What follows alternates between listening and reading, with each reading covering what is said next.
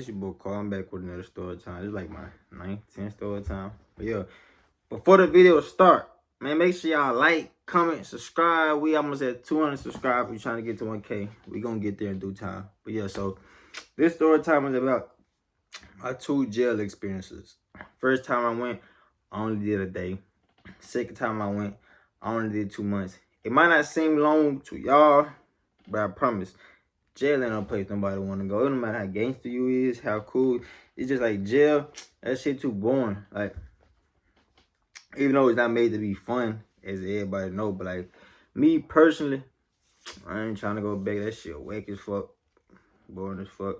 But yeah, first time I went, this for people who don't know, who ain't never been to jail. But you know, seen like the 6 days in, I'm pretty sure, and all the other shit, and jail on the news. But yeah, when you first go to jail, you gonna pull up under your little garage area. It's gonna be the garage, then it's gonna lead to the jail. It's gonna be a glass window, and you can see the guards right there with the little waiting area. So I got out, they sat me down, you know, and then I took off my shirt, shoes, rubber band, took my hair down, and I had to stand like this, and they had to scan, make sure I wasn't trying to sneak down in there. So they did that, then they gave me all my clothes back, and then that's when they took me like in, cause you got the waiting area, then you got the detox. I took me to the waiting area first, took my mug shot, boom, boom. I think I had to sign some little papers, yeah. And then that's when they took me to detox. I'm talking about, oh, man, bro. I walk in there, it's an old white man, a Mexican dude, a black dude who got like a cut right there in the middle of his forehead. I'm like, what the fuck? And then they bring a nigga I know from school in there after about 2-3 hours, so we all in there. But this the thing, like the white dude, he kind of crazy. He from Alabama. He old. I think like drugs messed him up. He and that bitch talking crazy.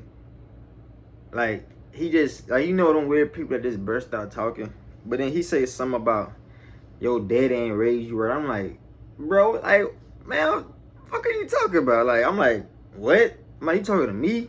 But he ain't saying who he talking to specific. He just like talking like, I'm like, man, this nigga in here trippy. Y'all need to get his crazy ass, like, not fucking with that crazy shit. Like, he just steady talking. Then Cud had his hands and toes painted. I'm like, man, this nigga here gay. Like, he tripping. Like, get him out. Like, nah, he tripping. Everybody was looking at him crazy. And then that's when they woke us up at like morning, like 9, 8 or earlier. They took us to this little room, and we had to get our blood pressure checked and all that to make sure everything good. Tell them their birthday and all that. Then we came back to the waiting area. And that's when they finally took us to the back.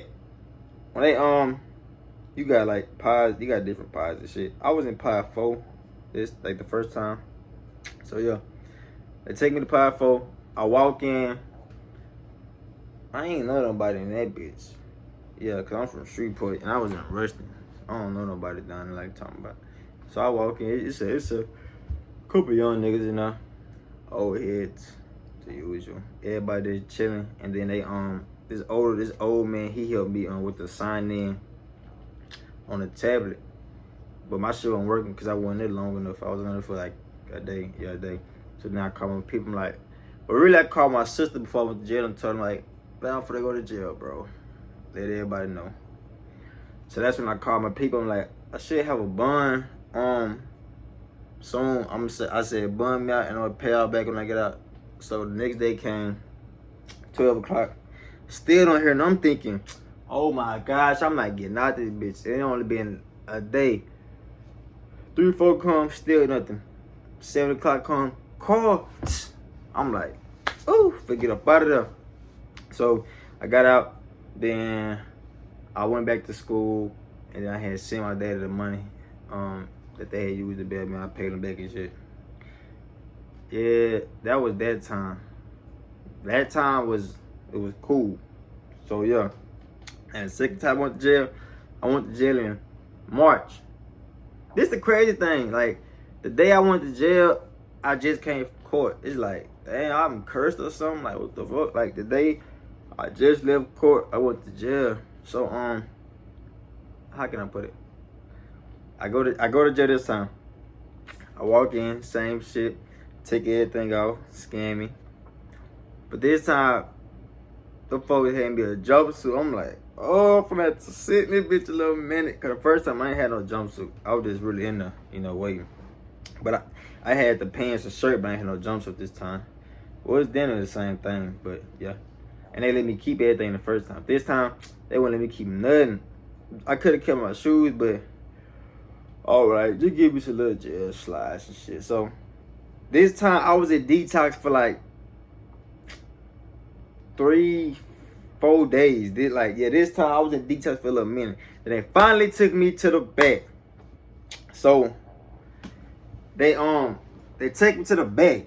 I walk in, a big strong ass nigga. Like, a strong, short ass nigga. He walk up to me like, your name Carl? I'm like, damn, what the fuck, bro? I just came in. I'm like, yeah. He like, oh, my niece told me you was finna come in here. Yeah, my name Utu. I'm good people. Like, yeah, like, I'm gonna be watching all Utu. I'm like, for sure. I'm thinking, bro, finna get on my ass. And I just came in. I'm like, damn, what I did. So, second day go by. Me and him, we got like the same charges. So we just, like, I ain't gonna say that's the only person I was talking to and like telling me besides like 2 other people. But like, we was in there for really the same charges. So we just like, he was like, yeah, Brian, with faith, dang, you gonna be straight. Like, you gonna be straight. You just gotta really sit it out and wait. It really ain't too much you can do. So like, he used to work at it in the morning. I ain't gonna fake. I started getting bored and that bitch, like, the first week, I had finally got me some commissary. I'm talking about booming. Noodles, candy, drink, little pouches. I'm talking about sardines, man. I'm in that bitch eating good, loaded, just waiting to go home. So, that's when I started working out with bro. He used to do like 1,200 push-ups a day and them dips and shit. Like, I'm a little nigga, like, man, I can't, like, hell nah. So, that's when I would do like 500 a day, ain't gonna fake. I started off at 500, I started doing 700. And like, I used to do that in the morning really to get my mind out shit, cause I ain't gonna fake working out. That shit helped a lot in that bitch, cause you in that bitch 4 walls, whole bunch of mixed emotions around, like, that shit not cool. Like, jail lame as fuck. Niggas be, like, they be praising that shit, but deep down inside, that shit whack as fuck. I ain't gonna fake, it was about like 3-4 fights in the first fight I seen. It was this young nigga, he was like 17, it was this old ass dude. Like, the reason they fought, cause the old nigga, he crazy. Like, he talk crazy. Like, he can't help it. And the young nigga got tired of bro talking. So he went on there. Like, the old dude started talking back to bro. So young nigga went on there, punched his ass in the ear. He started bleeding.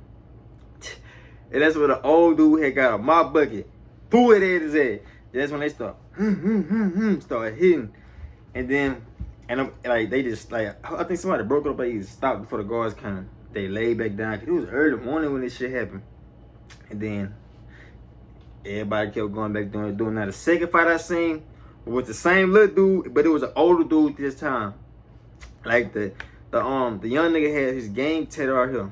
And the old nigga said, fuck your gang, but he was just playing, thinking like, little nigga ain't gonna stand on business. But this thing though, the little dude, like, Cud didn't give a fuck. He was in there for a murder. Bro was a real dude. Like, he was gonna crash out. So he said, what? That's when the boys started fighting. And then, I ain't gonna fake, but the young little dude, he was getting on Cud. Hey, I'm talking about the old nigga swung, he, ping, ping. But like, I ain't fake, the older nigga, he did fuck up Cud face a little bit. But like, landing punches wise, young nigga had him. I ain't gonna fake, young nigga had, like, he was real deal getting on bro ass. But yeah, and the third fight, it was this punk, and it was this nigga who was in there for, I think, attempted murder. So like, I don't know what bro was. They say he was straight, but you could tell when somebody a punk. DL, hell nah. So the other nigga, he was talking about Cud mama, and the punk was like, what? So Cud jumped off the bed, ran to Cud. I'm talking about, boom. Cud no, I'm talking about shit was good shit. We like, ooh, he got on Cud's head. This was like at nighttime before Chow, yeah. Talking about everybody up. Talking about everybody was in that bitch turned. So everybody lay back there in the car, came back in there. Who will fight? Anybody else said no, they seen the blood and they seen the area, so they put 2 and 2 together. And they took their ass out and took them to the hole. Like, yeah, that shit, the fights though, I was in that bitch chilling, minding my business. I wasn't like, you know, I wasn't doing too much. I was minding my business. But like, overall, and then we used to make hookups and shit. Sardines, bricks, and all that. I'm pretty sure y'all know what that shit is. That shit was fire. Well, you had to make it fire. But like, jail overall, it's not no place for everybody ain't gonna fake. Because it was times, you know, where nigga was in that bitch like, down as fuck, like, damn. Nigga ready to leave this bitch, but it wasn't nothing I could do, bro. Like, honestly, you gotta eat when the folks eat, go to sleep when they say go to sleep. Your freedom gone, bro. And it's niggas in there that been in there for years, just in there, like, cause they done crashed that over some dumb shit. Like, yeah, man. But overall, y'all, jail, that shit not cool. Niggas glorify that shit cause they ain't coming home. But like, don't crash out or put your life on the line for somebody who ain't gonna do it for you. Or just use your head and be smart. I was just moving fast. Yeah, y'all. But yeah, that was my experience with jail. I'm staying out of trouble though. I ain't gonna fake. Just chilling, you know, getting to the bag, dressing up is all I do. But yeah, y'all, that's it for this story time. You know, this is my jail experience. And yeah, I'm gonna catch y'all on the next video. We out. Why you keep bringing my name up like we gang? I don't even know that nigga. Niggas be worse than bitches. Hell, no, I don't want no bitch. Yeah, he say fuck my bitch, which one? I got a roster of bitches. You already know what you signed up for. Why up in your phone? Damn.